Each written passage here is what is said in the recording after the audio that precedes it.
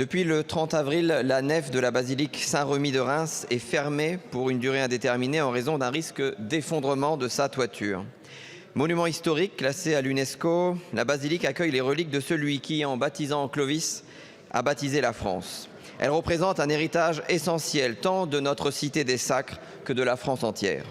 Aujourd'hui, ce sont plusieurs dizaines de millions d'euros qui doivent être mobilisés en urgence pour sauver ce joyau patrimonial.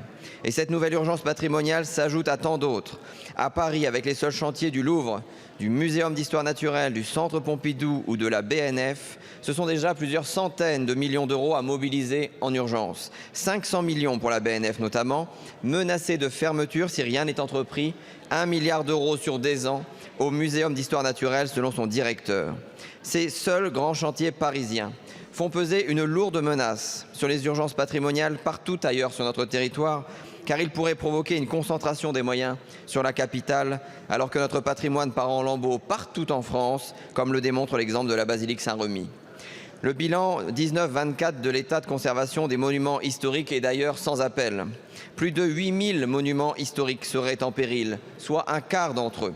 L'Observatoire du patrimoine non protégé recense quant à lui 67 000 édifices en péril parmi les près de 300 000 monuments qu'il a pu identifier. Conséquence de décennies d'inaction, d'attentisme coupable, nous sommes désormais au pied d'un mur d'investissement pharaonique pour notre patrimoine. L'urgence est donc à la mobilisation des moyens financiers, publics mais surtout privés, et à l'anticipation des urgences et des besoins. Alors, comment le gouvernement compte-t-il relever ce défi budgétaire des investissements patrimoniaux? Va-t-il enfin proposer une loi de programmation du patrimoine, garantie de vision et d'équité? Et répondrez-vous à l'appel des Rémoises et des Rémois auquel je me joins pour sauver notre basilique Saint-Remi?